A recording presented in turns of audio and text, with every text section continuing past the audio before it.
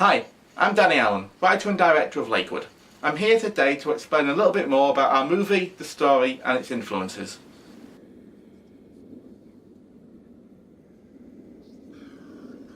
The aspect of this film that really excites me is its timeline. Lakewood is not a linear narrative. The only way that I can really describe it is as a spiral.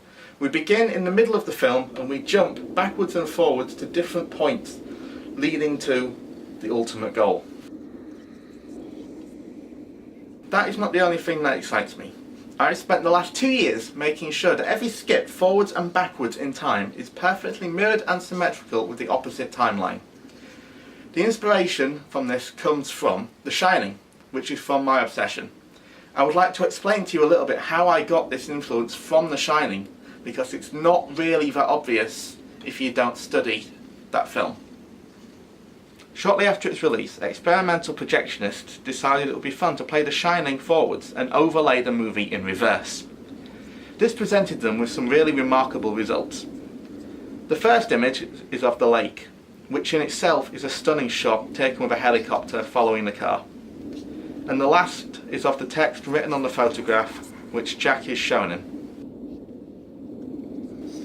Together, if you superimpose them, they look like a postcard or invitation to come to the ball. The interview scene is another perfect example. It shows the hotel manager talking about all of the murders that have occurred in the hotel's past. Meanwhile, overlaid on top is Jack running around with an axe, going crazy. There are times when the visuals overlap the superimposition perfectly.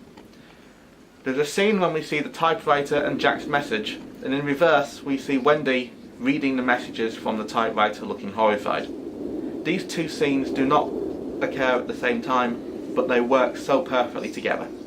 The murdered twins are overlaid across Jack's face. The blood is almost too strategically placed to be a fluke. There's blood dripping from his eyes and mouth, and it's almost looking like a clown face. The next scene shows Danny talking to his father and testing him to make sure that he's not going to kill them and he's not going insane and that they're safe. Meanwhile, you have Jack talking to Grady, who, as we know, is a figment of his imagination or of the hotel's history and past. The last shot of this film is of the 1921 photo, and the first shot is of the road. This photo shows Jack and also shows the road almost as in it's returning the narrative back to the beginning and inviting the next victim along.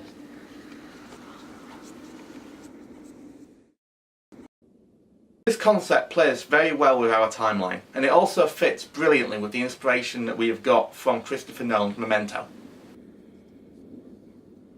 Every step forward in Lakewood is complemented by a step backwards in time. Every event has a trigger point which is triggered by either the past or the present.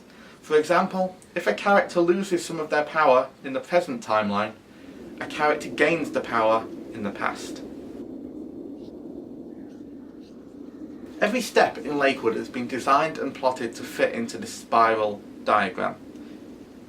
This diagram was something that I thought up when I was in Canada at one of my lowest and most crazy, insane moments.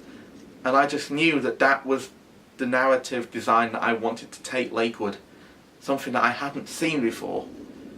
Even if it is an amalgamation of loads of different story ideas and narratives and things into one, I don't believe I've seen this particular design yet. It doesn't end there. As the story starts to build momentum, our characters start to crack. As they crack, the bounds between the two storylines fall apart and start to merge into one horrible, crushing moment. Please support our film. We think it's amazing. We hope you will too.